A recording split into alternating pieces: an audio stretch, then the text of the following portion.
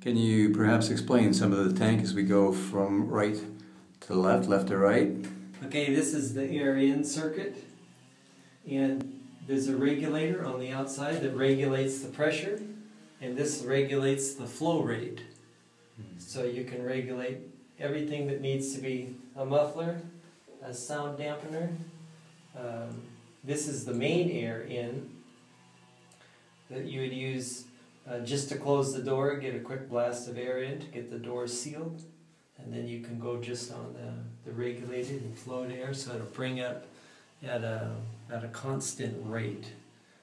For a person that's in a coma that can't clear their ears, you're going to have to go to constant, very, very slow rate. We go to 7.5 psi in 45 minutes, and we stay at that pressure for an hour, and then we spend about 30 minutes coming down. These are 10-inch portholes that are in the wall, 8-inch, letting light come in through the ceiling. Oxygen system here, and a flow meter to set the flow rate for one person at 6 liters a minute is maximum. This one's currently not being used. This would be oxygen out if you were running a mask system. Oxygen out or CO2 out? Oxygen would be your exhausted breath coming Exhausted out breath. of a mask. Would go out through that port if you were using that system. Then in the back here we have the cross flow air valve set up so that you can allow air to escape out of the chamber, and a flow meter to set the proper rate so that you have enough air coming in and going out to keep the chamber clean so that there's not too much oxygen or too much CO2. Pressure gauge porthole in the bottom there. You have mufflers here on 2 pressure relief valves. One being a 30 psi, obviously no valve on, so there's no way to bypass that. And then this is a 20-pound pop-off. So if you're never, or almost never, running above, say 2 atmospheres of pressure, then you just leave this open. If you're going to go, say, to 2.5 or 2.8, you can close that valve off and then allow this to be your pressure relief valve. Beautiful. So now when you come around to what's behind the door, and you have the exhaust system here, a dedicated exhaust system for the outside operation, and then a dedicated exhaust system for internal operation. So you just open that valve, lets the air out, and then here you can see the double hinge that I've designed so that the door can always stay flat with the seal. The door is 1-inch thick steel plate, 1-inch thick steel hinges that I make myself. These are UHMW plastic bushings that the door rotates on, top and bottom. And you Looks pretty heavy, the door. The door is 675 pounds, but a 3-year-old could open and close it. Beautiful. Can you tell me anything about the floor? You can see the O-ring groove in the door jamb that's machined in with its O-ring in there. The floor is a very simple system. It's just a floating floor. This is actually sitting on a piece of plywood that has 2x4s cut to the same radius as the tank, and then just a piece of aluminum sitting on top of it. So if anything needs to be cleaned up from underneath, if anything spills in here, you can quickly pull the aluminum up and pull the plywood up and wash everything up clean and start over again. So What's the maximum number of people that can comfortably be treated at one time in here?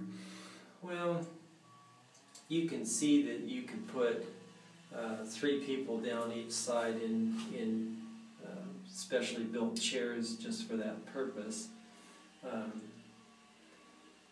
Once the door is closed, I mean, the door in this application is a huge door because of it needing to be wheelchair accessible. So you'd have to close the door before other people would be able to sit down. Say if you had a chair right here and a chair there and a chair there. You could put 6 people in here. This will fit 3 of the recliners. They're called anti-gravity chair. That's what you see folded up here behind the door. And you say it's wheelchair accessible. Wheelchair accessible. You can see the ramp coming up in. And then this is just a quick, easy, removable ramp that was made to go in front of the jam here. Obviously it would have to be removed as soon as you're ready to close the door, but that helps the wheelchair to come right on in. Excellent. All right, thank you. Okay, this is the main air in. So this line's coming from the medical grade oilless compressor. And this feeds 2 circuits, one the main air in, which is just for sealing the door, and you can see this one goes into a regulator here, and you can preset the pressure you want to run the chamber at, and that's the valve that would operate that circuit. This gauge here is telling you what the actual pressure inside the chamber is. You can see the mag lights up on top of the chamber, just shining light down into the chamber, so there's no electrical circuits or light bulbs to burn out or anything crazy like that inside the chamber. The electrical system for the lights up on top of the door jamb here. One switch turns all the lights on. And over here on the right we have the 2 oxygen generators. Each one puts out almost 20 liters a minute. Feeds into a Y that feeds inside the chamber. And then the nitrogen hose laying on the floor there, going to an exhaust port in the wall that would shoot the nitrogen outside the building. You wouldn't want that cutting loose in here. And these 2 units right here? Well, this would be your exhaust, your main exhaust port to be used from the outside. Mm-hmm. So that's in the open position right now. This is your dedicated exhaust circuit for use from the inside, and then just a spare port to be used for something later on if need be.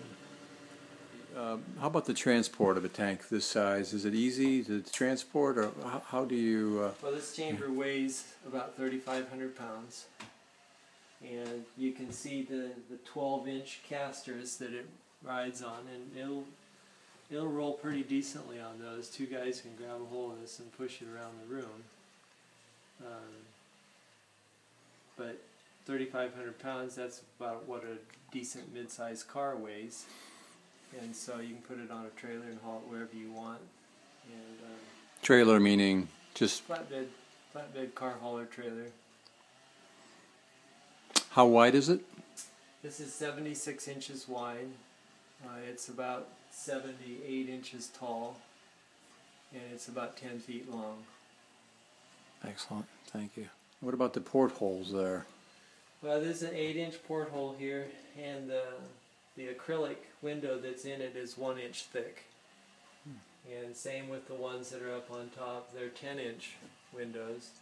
I mean, the ones on the side here are 10-inch windows, but they're 1 inch thick. This is the Schultz oilless compressor. This is an aftercooler to cool the air charge before it goes into the tank. Then down here on the side, this is a breathable air filter system. Takes everything out down to 1 micron. It's a changeable cartridge style filter. Did you add that extra? That's extra. Built the stand that this is on, so this is all custom built. So there's your basic air cleaner going into the compressor, 2-stage compressor. And what's the function of this? This is what actually pressurizes and stores the air for pressurizing the chamber. Gary, I notice it's a Schultz, it says dental, it's an oilless. What's your criteria? How did you finally decide upon on this type of unit?